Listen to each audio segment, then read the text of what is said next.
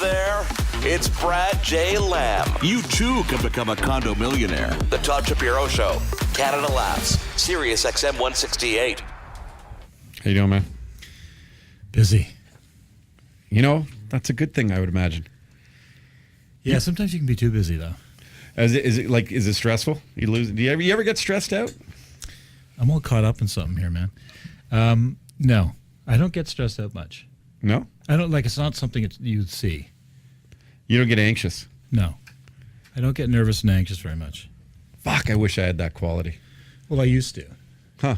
When I used to do a lot of public speaking. I still do, but when I first started doing it, I had no training or anything, right? So it was just trial by error.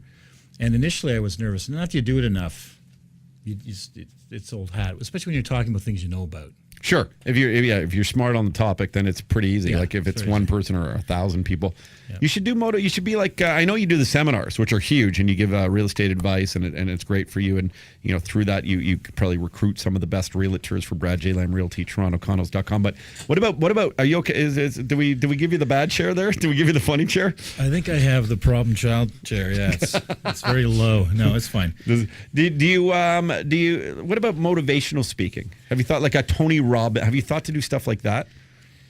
Yeah, I've been asked to do stuff like that. But most of the people that actually give motivational speaking don't do anything. They're motivational speakers, right? Like Tony Robbins has never really done anything in his life except he's a motivational speaker from day one. I mean, I think he got out of living in a Volkswagen and being unemployed and having a drinking problem or something. But, by the time he was 19, that was his big victory. And then seriously, Tony Robbins actually is a great motivational speaker. He's helped a lot of people. He's probably the best in the world. But outside of motivational speaking, he's done nothing. What I mean by that is he's now done a lot because he's a very wealthy guy, right? So he's probably developing real estate and owns multiple companies. But when he started publicly speaking as a motivational speaker, he had no wins to say, listen to me. He was just good at it. Right? Good-looking guy, striking, very conversational, very compelling. I mean, a lot of these and enormous too. And enormous. Yeah, he's a huge man. He's like 6'9" or 6'7". I didn't realize he's that fucking. He's like a wrestler. He actually has giganticism. No way. That's Yes, where you don't stop growing or something. Yeah, he's got. If you look at him, if you look at his hips and you look at his hands and his feet and his jaw, and he does. He has that. Not to the point where he'll die. He's also incredibly fit. Mm-hmm. Incredibly fit. Like he's seriously eats the right food. He does yoga. He exercises like a maniac. So he's in very, very good shape. But he has that over-secreted pituitary, I think is what it is. And he's massive. And if you look at him in real life, you can see it. Have you met Tony Robbins? No, but I've seen him. You've seen him. See, I don't go to motivational speaking engagements because I need zero motivation. I am so hyper fucking motivated about everything that, it would be dangerous to motivate me more. Well, you motivate me to do more. I swear to God, I'll go away from a conversation with you and I'll go home to my wife, or I'm like, I'm doing my best to go and make money. I'm going to go and take more chances. I'm going to use what little money I have to try and invest that into more money and continue to grow that, as opposed to just sit and talk about ideas. Although I'm still sitting and talking about many ideas. Although we're doing something together. We're doing, looks like we're doing the TIFF Lounge on the 45th floor of the Theatre Park building, which is right in the hub of where everything's happening. And we're starting to get that going and ramping up. And that, I mean, that's me sort of putting my mind in something and reaching out, and that looks like, it's coming to fruition. That's exciting for us. You're going to have so many naked supermodels and starlets just throwing their clothes off once they get in that place. It's insane. I'm telling you, the Theatre Park, by a mile, is the best piece of residential architecture in Canada. By a mile. There's nothing even close. And that apartment is 2,600 feet and 3 sides of glass. And any room you're in, your just jaw will drop. It's unfucking believable. Like the bedroom, you lie in a bed in the bedroom and you see the sunsets right in the corner. Most beautiful sunsets you could imagine. You see the lake, you see the airport, you could almost watch the baseball game. It's the southeast and west end of that building. You're going to love it. That's a $2.5 million apartment. It should be more, but that's what it's worth today. I'm super stoked, and I got a different perspective of how gorgeous that building was recently. I got a buddy who's at Gluskin Chef, which is is it like one of the big towers on Bay Street, Yeah. And it's sort of adjacent to Theatre Park, which Theatre Park is kind of like this gorgeous condominium residential home that's the tallest building in a certain area. It's kind of away from all that financial stuff where Yeah. you have the tall. So I took a picture they were on the 51st floor, and I was like, I could not believe actually how striking it is. I'll show you the picture. It's unbelievable. So Yeah, it is good. I can't wait for that, and we're gonna there's all these gifting lounges around this time, but I know once we get the celebrities and the influencers and the guests of the program come up there, it's that's my permanent home now, Brad. Sell your house, move in there. No, I don't think I can afford it no matter what. My wife would have to do stuff on the side, and that's I probably shouldn't even say that, or I won't have a wife, Jay. What kind of stuff? Hey, what are we talking about here? Yeah, just because she's my mail order bride. But no. Good to have Brad in studio, and with the Olympics were going on recently. Did you like the running? Did you like this Andre DeGrasse kid? Yeah, I think I started reading about him about a year ago. He a little bit came out of nowhere about a year ago, running for I think UCLA or USC on the track team, and he started hitting his phenomenal sub 10 times, right? And went pro maybe 3 months after that article. Ran the Pan Am Games, did really well. I think he got gold in both the 100 and 200. I'm not sure about the relay. They probably got gold in the relay too, did they? At the Pan Am I don't recall, to be honest. I don't. Anyways, to win three medals in the Olympics is unbelievable. To win 3 medals in sprinting is they run a lot of heats. That's a tough sport. I didn't realize the recovery time. That's one of the things we were talking about, Jay, and reading about it. Like that extra little push, which is why apparently Usain Bolt was so mad at that semifinal, because that extra little push for him to beat him going into the finals. It's like that recovery going into the final race, like sets you back a great deal. Sure. Well, I mean, if you look at, Usain Bolt wins by a mile, but if you look at the amount of time it is, it looks like a mile, but it's actually split seconds, right? And that's the thing, that if you just make one mistake, you're done, right? And so to run 3 races like that kid ran is remarkable, and to do it, to come out of nowhere a year ago and be that great. He's the second fastest guy in the world, and the fastest guy in the world is going to retire pretty soon. He keeps improving. He'll be the fastest guy in the world for the next 6 or 8 years. I mean, if you look at the American team, you look at the Jamaican team, there's really nobody that you saw there. Anyway, there was nobody in all of those racers, the hundreds of guys, there was nobody there that's going to hold a candle to him. And it was interesting watching the respect that Bolt, you felt had for Andre DeGrasse is sort of the new up and comer. Yeah, does it get like that in the business world? Do when you become at a certain level of success, and whether it's like monetary or just through what you've done, whether it's development or financial investing, I don't know, just a certain level of success. Do people start to kind of pass the torch or mentor guys coming up? Does that happen in business, or it's still always very competitive because there's really no end? You don't kind of retire from it. Does it happen in business? Yeah. Yeah, I think that, well, it depends on the personality of the person that's doing the mentoring. But if they're a relatively good person, then they're going to want to do that, right? You're going to want to help people.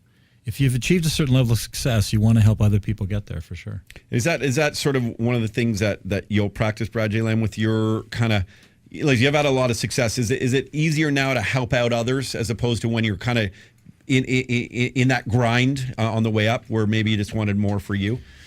Yeah, I mean, I'm still in the grind. Like, you never get away from, it doesn't matter where you are. There's always a grind. Unless you sell everything and you sit back and you count interest. But there's always a grind if you continue in the business world. But for me, I'm always doing, I do big things and little things for people, right? So I don't want to talk about exactly what I do, but there's, if I meet someone or see someone that needs a help, I'll do things that perhaps don't make sense that I do. There's no real reason for it, but I do it. I think that we need to get more people who are good at what they do into the minds of young kids, people who are 10, 11, 12, 13 that are thinking about their life. really important by the time you're 17 to kind of have an idea of what you want to be and who you want to be. Because if when you get into university, if you waste 5 years of university, 4 years of university, you'll be $50,000-$60,000 in debt, and that will take you 15 years of your life to pay off without doing anything else.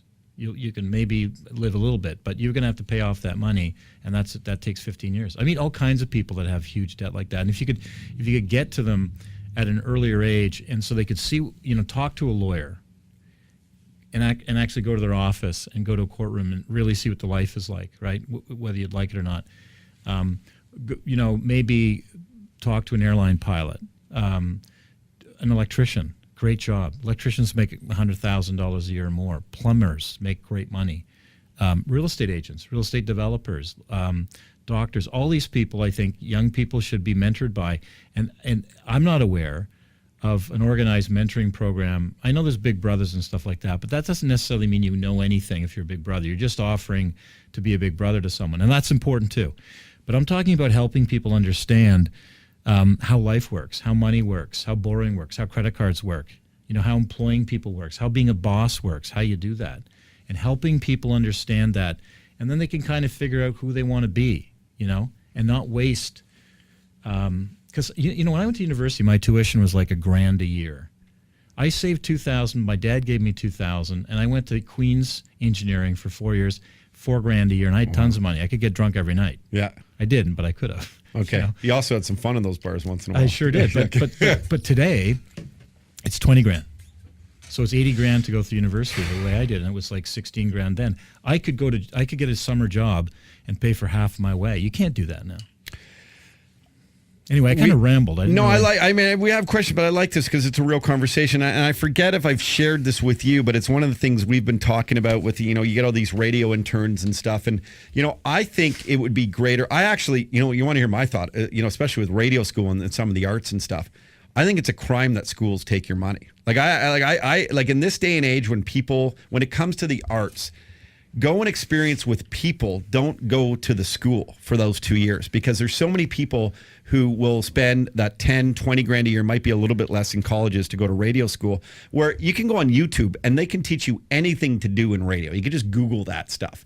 And then you should be able to hang out with a show that accepts you and then find out if you like it and save that money. Because it's hard to get into, especially with the professions that are hard to get into. Like if you're a doctor, you'll usually become a doctor. If you graduate, you'll find a job somewhere. If you're a lawyer, you pass the bar, you'll get a job as a lawyer, that type of thing. But when there's only a certain amount of jobs, I actually feel like it's wrong for schools to take your money at this point. And I'd rather them just come here for a year, like a guy like Lewis. How much money did you waste in school? He doesn't even know how to use a microphone yet, the fucking guy. Exactly. I wasted probably now about $5,000 for the 2 years. Okay, it's not. But you're a young dad. I mean, you could use that money. And is did you learn something? He's a dad. Yeah, I'm a dad. Hey, that's 12. Really? Well, Yeah. dude, you want to hear about Lewis, Brad? Not really. Lewis found out his girlfriend was pregnant after 7 months. They didn't even know. She didn't show. She's like a slight, just didn't. Skinny little girl. Yeah. Wow. And then. Well, it's too late then to do anything. Yeah, it was too. Well, he thought he could still maybe abort it. He had no idea. Too much time studying. Huh? Yeah, exactly.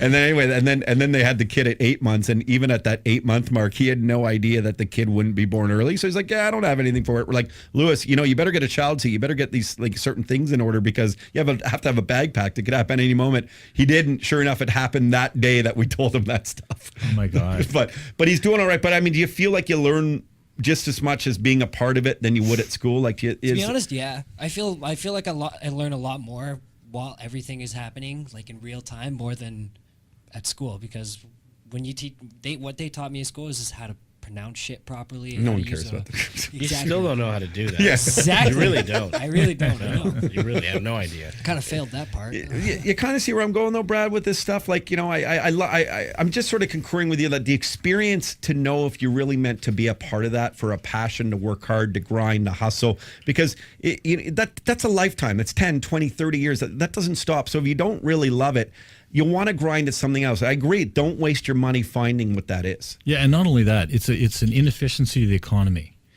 right? So We always talk about how can Canada be more efficient in its economy, and it's an inefficient economy if people are wasting their time in school, like years in school. They come on, like, I don't want to do that. I don't want to be that. I don't like this. Why'd I do that? What a waste of money. And I just think the way to do it is to have people experience, educate and it's not telling people, it's having them observe it and figure out on their own what they want to do. I mean, I'm talking about it, I'm doing nothing about it except on my own little way. But it would be a great thing to be able to put together a mentoring society of like hundreds of people that have like elite skills. They've made it to some extent in their business or in their industry, like you. And that they could help young people figure out where they're going to go. And again, we're totally going off topic, but one of the things I regret within school systems is they don't even really teach you about money. Like you don't learn how to invest. They don't sit there until maybe you get specialty courses in college or university. And that should be more a part of a curriculum than things like math or stuff. Just like how you should work with your money, how you should invest, how you should put away, how you shouldn't go in debt. Like it's great. You just know you get out of high school and you're like, okay, you got to apply for a credit card now. You don't really know why. Is that something we need to change too? Yeah, and I'll bet you that, no, I don't know this for sure, I'm just speculating, but I think it's possible that the teachers' unions have curriculum that they're prepared to teach. And that when you try to introduce new curriculum, you're going to have to get it past them, right? So it's probably more time that they have to be in school educating kids. And there's also probably, the province and the country ruling on how many hours kids should be in school, right? So maybe it has to be something that you opt in for, but more important than learning learning the history of Quebec, with the traders of the Radisson Groseilliers, and that's important stuff to know for sure, to know your history. But at the end of the day, when you get out of school and you don't know that a credit card has a 24% interest and it's not free money, and you instantaneously get $5,000 of debt, which you're not going to pay off, and then your credit. There's the other thing. Then your credit shit. And you can't, get a car. You can't get a cell phone. I guess you can get a cell phone no matter how bad your credit is. But you can't get a house. You probably can't rent a house or an apartment because landlords want people with good credit. It's so important, and it's not happening at all. And I don't understand why it's not happening. To me, it's the most obvious thing people should know. Yeah, I mean, let's try and make a difference by just voicing it at least, and getting people who listen to agree and retweet that stuff, and make sure that especially now we speak to a lot of it's wild because me doing this for 17, 18 years now, I've grown up with an audience who are now parents and stuff. So we got to make a difference for our children, and I know that my kid's already a banker. He's the one. No, but because that's shit I didn't know. It took me forever, and I still feel like I'm learning it at 43. So what I'm learning, the most of what I'm learning, I know I will want to pass down to my child. I don't want him to wait that long, because at the end of the day, whether you're wealthy, whether you're poor, whether you're hustling, whether you're working hard, you need to understand the financial system. This is something that it's way too valuable. Anyway, let's go. Let's talk about some lighter stuff. The Tragically Hip concluded their final tour on Saturday in Kingston. What did the hip mean to you? I mean, you went to Queens, you said. So what did the hip mean to you, and what do they still mean to you? Well, if I recollect, I think Gord Downey is a year younger than me. And when I went to Queens from 80 to 84. I think he got there in 81. And I saw them in 81. They were shit. They became really good. Yeah. So I like the Hip, but they're not I like the Hip. You can't not like them. They're not one of my favorite bands. But I had several opportunities to go to the concert, and I couldn't go, man. To me, it's the fucking saddest thing. Yeah. I mean, there's lots of sad things, but for an entertainer to share that with the public, I don't know how many concerts he did, but. And everyone there to know the guy's dying and going to die. There's no chance he's not going. I hope I'm not casting a dark spell on. We had a doctor Downey, on who said it can't. At this type of cancer, you can't live as of now, as of today. So I'm assuming that everything I've read is correct, and to think that this guy's on stage knowing he's going to die and I don't know when, and he's putting it out there. It's incredibly sad. I would have been bawling the entire time. And I don't cry easily. I was going to say, when's the last time you cried? I don't cry easily, but I would have been the entire concert. It's very upsetting, I think. Did you watch any of it? You know what? I didn't even watch it on. I will watch it, but I didn't watch it on that night either, because I just think it's incredibly upsetting. It was, we have talked about it in great length over the last 3 days, but I don't think something like that will ever go away. It was a moment that you just know that when there's 12 million people watching it, and more so later, or more hearing about it or talking about it in conversations and stuff, it was so remarkable. It was so remarkable because you watched a man on stage, and obviously I'm not spoiling anything here. It's not like a spoiler alert, but who was accepting his fate. You watched a man who was like, I know I'm going to die, but what I'm going to do is I'm going to show every single person in Canada that when you get to this point, you go in and whether it's heaven or hell or whatever, you go in like balls to the wall. Like you go in with the confidence that you made a difference in this world and that you're going to accept it and be confident that you're going to deal with whatever that next life is, if there is one, the same way you tackled this one. And it was very motivating. You talk about the Tony Robbins earlier. So there was nothing more motivational than me than seeing him on stage, accepting his feet, knowing he's going to take that next life, and just as competitive as he was, and driven as he was, and poetic as he was, and it was beautiful. I don't know. Did that make sense? I'm sure it was beautiful. Did you cry? I did, and I cried because I was watching it on an 89 tube TV at a cottage. I was like, damn, this would have been cool in HD. But no, I actually kind of liked the nostalgic for me because I liked the hip. Again, they weren't my favorite band either, but I was fascinated by knowing, like, literally every song they sang by all their words. Like, and I don't know that with every band. You forget sometimes. And I was watching with my mom and actually like my family. I even woke up Sawyer just to be like, hey, you're gonna watch a bit of this. You'll never remember it, but at least you know that you could be a part of this. Yeah. And it was very emotional. And that'll never happen again. Nothing like that, right? No. So crazy how it they basically closed down Kingston. Because I had two guys that are friends of mine that went there for the final show. And the cops said, you can really do anything you want. We're just good with it. There was like 30,000 people. It's a tiny town, right? Is that it? No, there were 30,000 people. So there was 7,000 at the show. Yeah. There was about 25,000 people in the streets, and they had a big TV, and it was a live concert on the television downtown. Or not a television, it was a screen. And but they were very tolerant of everything that would happen, the partying and the whatever. And when does a city close down for a concert like that? It's pretty remarkable. Did your buddies have a great time? Amazing time. Like one guy was just cried the entire time. And he actually went to 4 shows. He really loved the hip. But it really says what kind of band this is and what kind of guy that guy is, right? That the city would shut down for that final concert. It says a lot about who he is. Yeah, listen, he's Canadian at its best, right? He's just a good guy, hardworking, a beautiful soul, really a beautiful soul.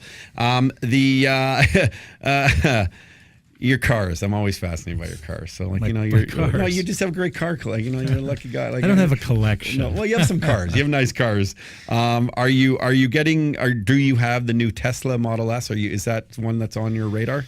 Yeah, I think electric cars. The Tesla's a nice car for sure. And the only problem is that it's hard to drive outside of the city because of charging stations. Right? They're not. It's not there yet. But for sure, the future of cars. So a lot of people think, I heard a funny story, and I forget who it was. I know, it was, he's a journalist now. He's a former head of Encana, Gwyn Morgan. And he told a story how he was in Hawaii, and the resort picked him up in a Tesla, the 5-door, I think it's S or L or whatever the fuck it's called. Anyway, it's a beautiful car.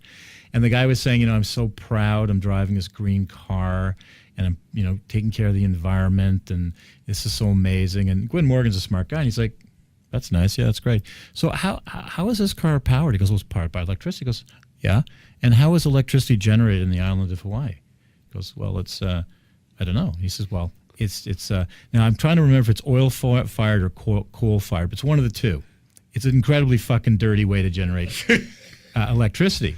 Far worse than driving a gas car. Yes, far worse. Okay, how ironic. Yeah, yeah. So it's just interesting that people think electric cars are great, but they don't think about how electricity is generated. So if you're pumping out coal to generate electricity, if that's a local source of power, you are doing nobody any good driving an electric car.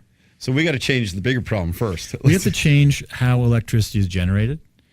But I do think that electric cars are the future because of robotics that will take over human driving. I think that in very short order there'll be 5 companies that dominate the car industry, and they probably won't be General Motors and Ford and those companies. Uber will be one of them. Well, Uber might be one of them, but for sure Google and Apple and Microsoft and Tesla will be in it. And maybe Fiat Chrysler is a very smart man running that business. But the GM and Ford, their cars are shit. They can't figure out how to build a good car. Sorry, anyone who works there, but your cars are shit.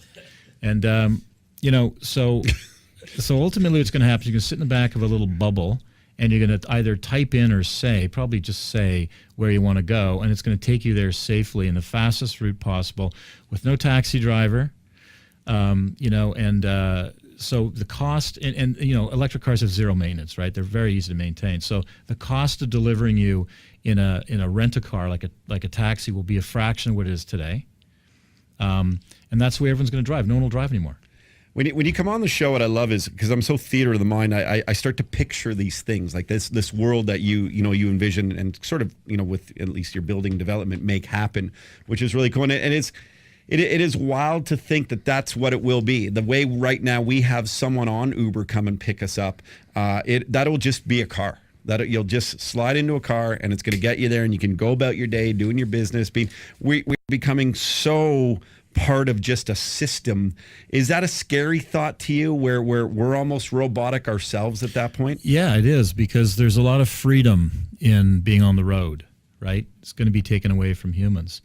The government, I believe that we have so many problems with global warming and the finiteness of resources that I think a lot of things are just going to be imposed on us, and we're going to put up with it because there won't be any options. And I think one of those things is you won't own a car.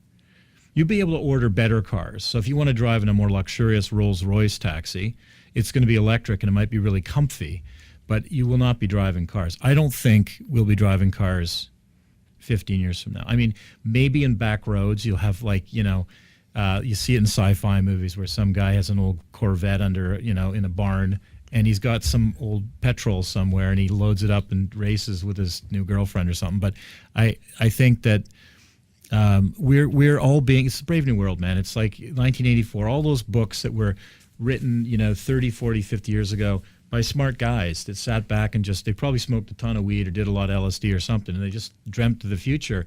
And a lot of the stuff that they envisioned is happening now. And we're going to have a lot of things like cameras everywhere. Your cell phone will track you everywhere you go. Everything you do will be tracked. Everything you spend, everywhere you go. You will no longer have cash. Your phone or some other device will be your source of money. And everything you do will be tracked. You'll have zero freedoms in that way. You won't be able to drive a car. Mass transit will be like the most flexible thing you'll have is being able to get in a taxi. That will be robotic, but most people will have to move around in public transit, super cramped public transit. Does it worry you, kind of the future, not only the loss of freedom and sort of how invasive it will be by everyone knowing our every movement, but do you ever get worried for that, 20, 30, 40 years from now? Yeah, I think the issue for me is that you're going to have less independence and freedom of thought and ability to make your own decisions. They'll be made for you, and you might have more free time, but what are you going to do with that free time? And I think that, I don't want anyone knowing what I'm doing. I'm not doing anything bad, but I don't want anyone to know. I'm a private person. If I want to do something, I don't necessarily want to share it with the world. And it will be shared with the world. Every single business will have your habits sold to them, and they'll try to sell you things based on those habits. Wow. Brad J. Lamb hanging out with us, TorontoCondos.com. I was going to ask you about the speed of 0 to 60 in 2.5 seconds of the Tesla. That's fast. That's amazing. Crazy fast. But is that faster than the Porsche and Ferrari? Oh, yeah. Really? Electric cars are, infinitely, not infinitely, but several times faster than, you cannot compete with an electric motor. Do you know why that is? I don't even like. Well, the acceleration is right away. Like if you ever look at an electric motor, you can get it up to speed in no time, right? It's right up to full speed. It's just a different way of powering. We spoke to what was it, Chris Pfaff from Porsche, and he said Porsche. I didn't realize he was coming out with an electric Porsche or something like in the next year. Or Every something. car company, everybody's going to have it. It's the future. It's the future. It's where it is. No one will be buying gas cars in 15 years. No way. All right. Well, I'm just gonna drive my shit GM Jeep and go on the back roads and avoid everyone. That's what I still think I want to do. The Economist just released an article naming the top 10 livable cities in the world. 3 are right here in Canada. That speaks pretty great volumes to what this country, doesn't it? It does, because we don't have a lot of towns that you'd classify as cities. There's maybe 12. Right, so a quarter of our cities in excess of, say, 600,000 people are considered 3 of the top 10, and that's because this is the best fucking country by a mile to live in, and there's a lineup of people who want to get here. And if you wonder why Vancouver and Toronto prices are high, that's why. And I'll tell you that Calgary prices right now are low because they're going through a terrible recession because of oil prices. Buy in Calgary if you're an investor. Buy in Calgary, you're going to make a boatload of money. It'll come back unbelievably better than you could imagine. Prior to this happening, prices in Calgary were higher than prices in Toronto. Wow. Yep. So what? So like, say a condo or a home there at about 1.3 million would have been like that way. 2 years ago when before this was sort of oil bust right now. What could something like that go for now for an investor? Do you think? Well, I would say that prices have probably fallen an existing stock about 10 or 15%, something like that. Sorry, Jay? I want to ask you a question about a different Canadian market. Montreal. We were in Montreal a couple weeks ago for Just for Laughs, and I've always noticed Montreal is such a cool modern city, but for some reason the real estate prices there have always been low in comparison to other big cities in Canada. Why is that? Because Montrealers want to fuck, smoke, go out for dinner, and drink booze. Yeah. They don't want to work. That's what it is. Really? Oh, the economy, the Quebec. I'm going to get slaughtered. That's the greatest response of all time. Yeah. I'm going to get slaughtered by people from Quebec. Quebec's also a socialist province. Yeah. I mean, I think it is. Listen, the Landlord and Tenant Act in Montreal is so slanted wildly in favor of the tenant. People don't buy. So there's very little demand to buy housing. I mean, listen, it's not very little demand compared to Toronto or, listen, Montreal prices are lower than Ottawa. They're lower than Edmonton. They're lower than Hamilton. Really? Yeah. Yes. Is it worth it for people to invest there to rent out or no? Listen, I bought 25 condos in Montreal from, I did 2 towers or 2 mid-rise buildings in Montreal. I bought a few in that project. But, I bought between, 2002 to 2013, I bought, I'd go there so I'd buy a couple units.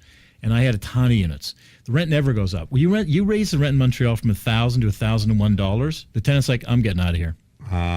Like, there's no ability to raise rent. And if a tenant doesn't pay rent, getting him out of there is brutal in Montreal. Brutal. The units went up in value over. I made some good money on a few of them, but by and large, you're looking at like 2% a year if you're lucky, and it takes forever to sell. Like, it's just a shit real estate market. But if you live in Montreal and you have a job there, you can buy a nice property. You can buy great income property there too. You can get a 5 and 6 cap rate all day long, but you got to collect the money from the tenants. What does that mean? I don't even know what that means. So cap rate's just a way of measuring the rent so basically cap rate is the net rent divided by the price. So if you're getting $50,000 net rent, meaning after all expenses, like all the tenant expenses, not like taxes and so on, the net rent divided by the purchase price, if it's 5, so 50,000 divided by a million would be 5 or 0.05. That's a 5 cap rate. So the higher the cap rate, the better environment it is for investors. They're getting more money for rent. Yeah. What would a Toronto cap rate be? Well, apartment buildings today, big apartment buildings, sometimes they'll sell for as low as 3.5 to 4, which is very, very, very low. Like, there's such competition right now for income property in Toronto. There's some dumb things happening. Listen, I'll tell you one thing. A building on King Street just sold for $25 million. I tell you the story last time? Yeah, you did. Yeah. Unbelievable. It's like 62 feet on King Street. Wait, didn't you buy it? Oh, fuck. Okay. I would never have bought it for $25 million. No. I would have paid I'm a bandit. I would have paid $8 million. That's it. Yeah. Here's And my can they offer. make their money $8 back from that? You know what? Probably if they do, if they knock it down eventually, and they put in because King Street West now is seeing almost $100 a foot net rent versus 5 years ago maybe 25 to 35. It's just there's so many people who want to be there, right? So soon you'll see Pradas, Gucci's, very expensive clothing stores and jewelry stores and high-end turnover restaurants that can make a lot of rent per square foot opening up there, and that's what they envision. It's Allied Canadian that bought it.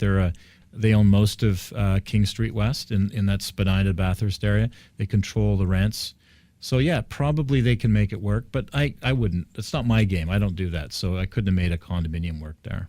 Sounds good. Brad Lamb hanging out with us. Last week we were talking about the report back on the 167% debt income issues, and you said you would sort of verify some of those numbers. Did you? Yeah. Did you have an opportunity to do that with your team? I did. Fascinating. So it's actually not debt per income. It's debt per disposable income.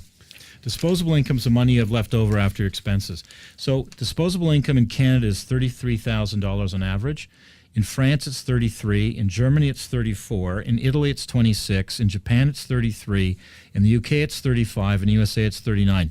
So all those countries in the G7 have almost the same disposable income, which is interesting. After the average person pays their cost to live, that's how much money they have to fart around with during the year, right? So if you look at 167%, that means that the average Canadian has about $50,000 in debt, okay? Not a lot. If you were to buy a condominium and borrow $200,000, 200 divided by 33,000 is like 600%. So what I said last week goes is that when you're if you have $50,000 in credit card debt and car debt and education debt, that's a lot of debt. But if you have none of that and a $200,000 loan on a home, it's the same thing as paying rent, so you're not worse off. But here's the thing I said I'd check into: home ownership rates. Okay. Canada, 70% of Canadians own their own home. In Toronto, 70% of Torontonians own their own home. It's higher in Canada. In France, in Paris, 45% own their own home. In Germany and Berlin, 10% own their own home. In Japan, in Tokyo, 45% of people own their own home. And in the UK, 52%. In London, own their own home.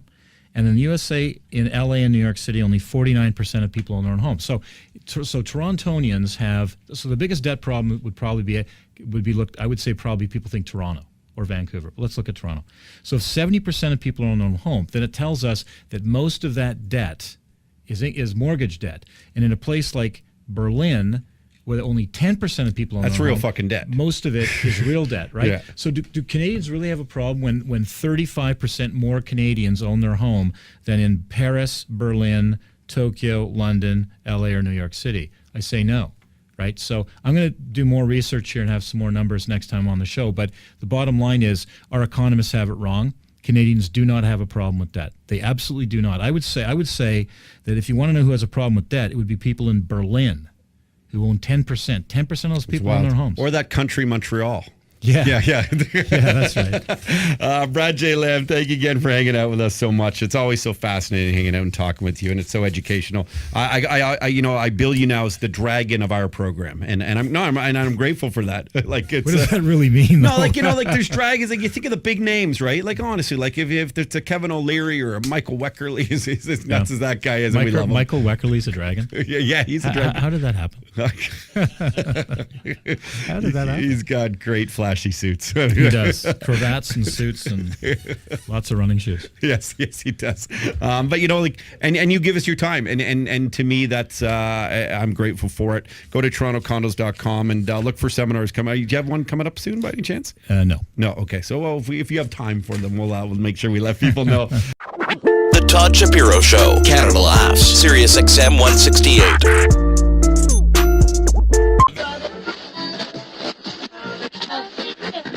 The Todd Shapiro Show. All right, we really appreciate you watching that video. Make sure you check out some more videos. Why not? Let's get caught in the Shapiro Show vortex right here. Or you can subscribe to the channel right here and check out videos at any point because we're going to give you all the alerts. We do appreciate you being a part of our family. Most families hate each other, not ours. We love you.